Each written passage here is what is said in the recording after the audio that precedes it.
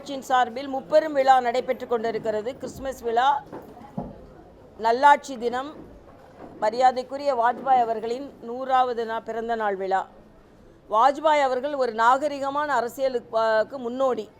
இன்றைக்கி திராவிட முன்னேற்ற கழகம், பாரதிய ஜனதா கட்சியை சங்கி அது இதுன்னு சொன்னாலும் அவங்க கூட எங்கள் கூட கூட்டணி வைத்திருந்தவர்கள் தான். மிகப்பெரிய அகில இந்திய அளவில் அவர்களுக்கு அங்கீகாரம் கொடுத்தது வாஜ்பாய் அவர்கள் தான். அதனால் மரியாதைக்குரிய வாஜ்பாய் அவர்களை திராவிட முன்னேற்ற கழகமும் கொண்டாடி இருக்க வேண்டும்.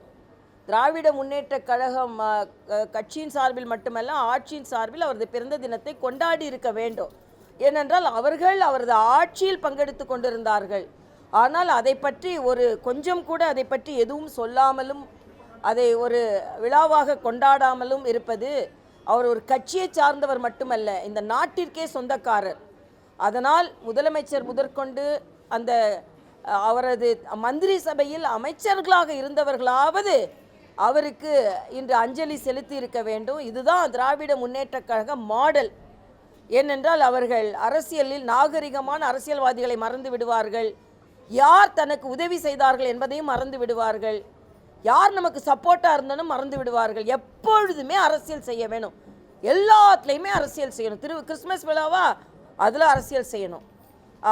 வேலைவாய்ப்பு திட்டமாக அதில் அரசியல் செய்யணும்.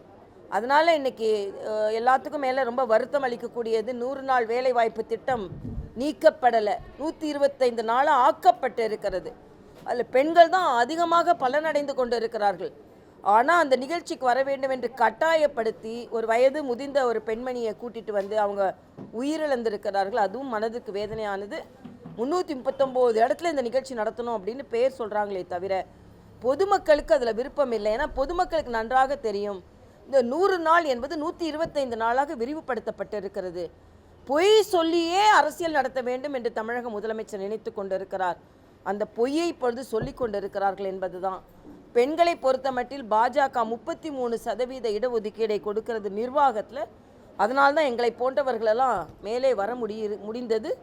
அதனால் அனைத்து கட்சியும், சமூக நீதி பேசிக்கொண்டிருக்கின்ற அனைத்து கட்சிகளும் தங்களது கட்சி நிர்வாகத்திலாவது முதலில் 33% கொடுக்க வேண்டும் என்பதை, உண்மையான சமூக நீதியை நீங்கள் காப்பவர்களாக இருந்தால் நீங்கள் உங்கள் கான்ஸ்டிடியூஷனை, உங்கள் கட்சியின் அமைப்பை மாற்ற வேண்டும் என்று கேட்டுக்கொள்கிறேன். அப்போ தான் நீங்கள் சமூக நீதியை பாதுகாப்பவர்கள். ஏன்னா எங்கள் கட்சியில் 10 பேருக்கு நிர்வாகத்தில் இருந்திருந்தால் அதில் 3 பேர் பெண்களாக இருக்க வேண்டும். அந்த 10ல் ஒருவர் எஸ்சியாக இருக்கணும், எஸ்டியாக இருக்கணும்.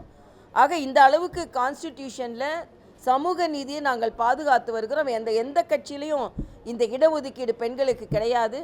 அதனால் நாங்கள் பெருமையாக இன்று மகளிரை முன்னேற்றுகின்ற ஒரு கட்சி என்று நாங்கள் சொல்லுவோம். அதற்கான இன்னைக்கு விருது வாங்கிய அனைவருக்கும் எனது பாராட்டுகள்.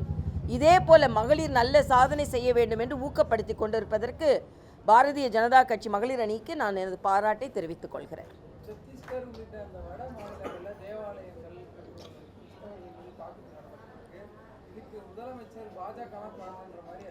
இல்லை, இதில் நான் ஒரு வன்மையாக கண்டிக்கிறேங்க. எங்கே வன்முறை நடந்தாலும் அது நமக்கும் ஒப்புதல் கிடையாது, நிச்சயமாக ஒப்புதல் கிடையாது. மரியாதைக்குரிய பாரத பிரதமர் இன்னைக்கு தேவாலயத்துக்கு போய் அவர் இயேசு பிரானை பிரார்த்தித்து தனது வாழ்த்துக்களை கிறிஸ்தவ சகோதர சகோதரிகளுக்கு சொல்லி கொண்டிருக்கும் பொழுது, பாரதிய ஜனதா கட்சிக்கு சம்பந்தம் இல்லாமல் யாரோ அந்த பெயரை சொல்லிக்கொண்டு சென்றால் அது வன்மையாக கண்டிக்கத்தக்கது. பாரதிய ஜனதா கட்சி என்றுமே வன்முறைக்கு வித்திடுவது கிடையாது. ஆனால் எல்லாவற்றையும் பாரதிய ஜனதா கட்சியின் மீது திணிப்பது இன்றைய முதலமைச்சருக்கு வாடிக்கையாகிவிட்டது. செல்வ பெருந்தகை அதற்கு மேலே. அதனால் இவர்கள் சொல்லுவதைப் போல தாக்குதல் நடந்தது, யாருக்கும் ஒப்புதல் கிடையாது. ஆனால் எங்கே தாக்குதல் நடந்தாலும் அதை பாரதிய ஜனதா கட்சியோடு இணைப்பது வன்மையாக நான் கண்டிக்கிறேன். ஏன்னா நமது பிரதமரே கிறிஸ்தவ தேவாலயங்களுக்கு போகும்போது வாழ்த்து சொல்லும் பொழுது முதலமைச்சரை போல எந்த பிரிவினைவாதத்தையும் அவர் விதிக்காத போது, அவர் தான் தமிழக முதலமைச்சர் தான் தீபாவளிக்கு வாழ்த்து சொல்கிறதில்ல, இந்து கோயில்களுக்கு போகிறதில்ல, அப்படி நாம் செய்கிறதில்ல. ஆனால் அப்படி பார்த்தா திருப்பரங்குன்றத்தில் நடந்த எல்லா பிரச்சனைக்கும் திராவிட முன்னேற்ற கழகத்தை சார்ந்தவர்கள் தான் காரணம். அவங்க தான் மேலே யாரும் ஏறக்கூடாது, எல்லா கலாட்டாவும் பண்ணி கொண்டிருக்கிறார்கள் என்று முழுவதுமாக குற்றம் சாட்டினால் எப்படி இருக்கும்? அதனால் எங்கே எந்த விழாக்களிலும் வன்முறை இருப்பது யாராலும் ஒத்துக்கொள்ள முடியாத ஒன்று.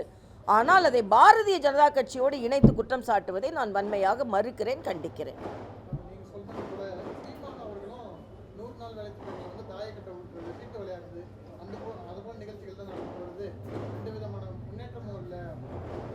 இல்லை, இதில் 125 நாளாக ஆக்கப்பட்டிருக்கு. ஆனால் தமிழகத்தில் தான் அதிகமாக ஊழல் நடந்தது, இந்த மாநிலத்தில் தான்.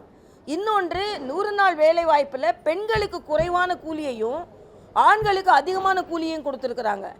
லஞ்சம் கொடுத்த பிறகு தான் சில நேரங்களில் அவங்களுக்கு வேலையே கொடுத்துருக்குறாங்க. மத்திய அரசு நிதி கொடுத்த பிறமும் அவங்களுக்கான கூலியை கொடுக்க மறுத்துருக்குறாங்க. சிஏஜி ரிப்போர்ட்டில் இது எல்லாமே இருக்குது. ஆக 100 நாள் வேலை வாய்ப்பு ஒழுங்காக நடக்காமல் இருந்தது இந்த தமிழகத்தில். ஆனால் இன்றைக்கி 125 நாளாக மாற்றினதுக்கப்புறம் நான் கேட்குறேன், ஸ்டாலின் என்ன சொன்னார்? அவரோட தேர்தல் அறிக்கையில் 150 நாளாக மாற்றுவோன்னு சொன்னாங்க. மாற்றினாங்களா? அதே மாதிரி 100 ரூபாய் கேஸுக்கு மானியம் கொடுக்கணும்னு சொன்னாங்க, கொடுத்தாங்களா? இன்றைக்கி எல்லா அரசு ஊழியர்களும் போராடி கொண்டு இருக்கிறார்கள். 6ஆம் தேதி மிகப்பெரிய போராட்டத்தை முன்னெடுக்கப் போகிறார்கள். எல்லாவற்றிற்கும் மேலாக எனது மிக வருத்தமாக இருக்கிறது, பேருந்து எந்தவித பராமரிப்பும் இல்லாமல் இருப்பது. நீங்கள் பார்த்தீங்கன்னா, பேருந்து சக்கரம் வெடித்து 9 பேர் இறந்திருக்கிறார்கள். ஆக போக்குவரத்து கழகத்தில் உள்ள ஓட்டுநர்களுக்கு, நடத்துனர்களுக்கு சரியான ஓய்வு கொடுக்கறதில்ல, சரியான சம்பளம் கொடுக்கறதில்ல, அவர்களுக்கான ஓய்வு பெற்றவர்களுக்கு ஓய்வூதியம் கொடுக்கறதில்ல. அதனால தான் நான் தமிழகத்தில் உள்ள போக்குவரத்து கழகத்தை அரசாங்க இயக்கமாக மாற்ற வேண்டும், அரசாங்க நிறுவனமாக மாற்ற வேண்டும் என்று ஒரு கோரிக்கை வைத்தார். தெலுங்கானாவில் அது தனி போக்குவரத்து கழகமாக இருக்கும்பொழுது இப்படி நிறைய பிரச்சனைகள் வந்தது. அதனால் அரசாங்க நிறுவனமாக அதை ஏற்றுக்கொண்டார்கள். அதுக்கு தான் நான் கையெழுத்து போட்டேன். அந்த ஊழியர்கள்லாம் எனக்கு மிகப்பெரிய பாராட்டை தெரிவித்தார்கள். அதனால் போக்குவரத்து கழகத்தை சரியாக நிர்வகிக்க வேண்டும் என்பதும் எனது கருத்து. நீங்கள் சரியாக நிர்வகிக்காததுனால அரசு பேருந்தில் டயர் வெடித்து 9 பேர் இறந்துருக்கிறாங்க. அரசு பள்ளியில் சுவர் விழுந்து குழந்தை இறந்திருக்கிறது. அரசு மருத்துவமனையில் சரியான பராமரிப்பு இல்லாமல் நோயாளிகள் பாதிக்கப்பட்டு கொண்டு இருக்கிறார்கள். ஆக அரசு சார்ந்த எதிலையுமே சரியான பராமரிப்பு இல்லை. ஆனால் முதலமைச்சர் அவர்கள் ஷூட்டிங் நடத்தி கொண்டு இருக்கிறார். அதான் நமக்கு வேடிக்கையாக இருக்கிறது என்பது எனது கருத்து.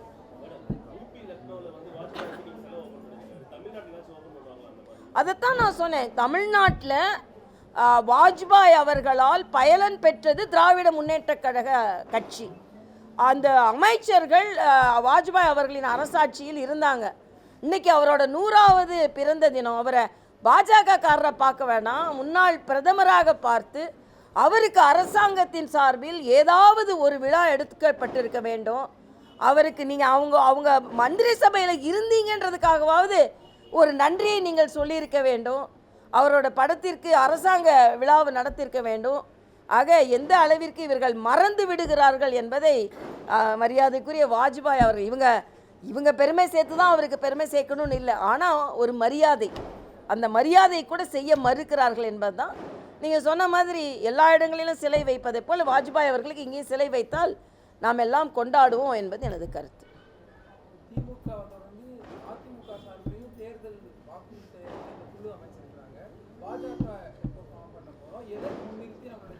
இல்லை, பாஜகலையும் தேர்தல் குழு அமைப்பதற்கான ஆரம்ப கட்ட நடவடிக்கைகள் ஏற்பட்டு இருக்கிறது. நாங்கள் தமிழகத்தில் என்னெல்லாம் செய்ய முடியும், நல்லது செய்ய முடியும் அப்படின்றது தான் எங்களோட தேர்தல் அறிக்கையாக இருக்கும். மறுபடியும் திராவிட முன்னேற்ற கழகம் ஏதோ பாஜக தமிழ்நாட்டுக்கானது அல்ல, தமிழ்நாடு வஞ்சிக்கப்படுகிறது என்ற ஒரு பொய்க்குற்றச்சாட்டை சொல்லிக்கொண்டே வரும்பொழுது, இல்லை, பாரதிய ஜனதா கட்சி தமிழகத்திற்கானது, இந்த தமிழ்நாட்டிற்கானது, தமிழக பாரதிய ஜனதா கட்சி தமிழ் மக்களுக்கானது என்பதை தான் எங்களது தேர்தல் அறிக்கை சொல்லும்.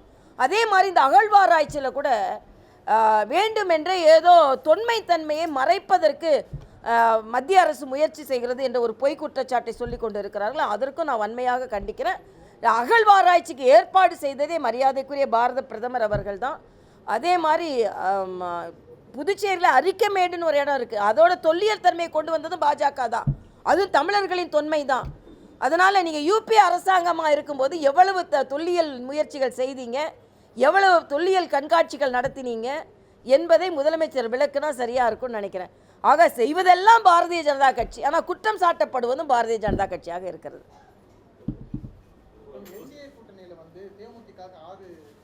சீட்டு தான் ஒதுக்கியிருக்காங்க.